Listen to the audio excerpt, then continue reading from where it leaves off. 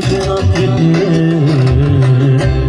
u tebe sam ja ludo zaljubljen. Devojka si ti, a ja sam oženjen. U tebe sam ja ludo zaljubljen. Devojka si ti, a ja sam oženjen.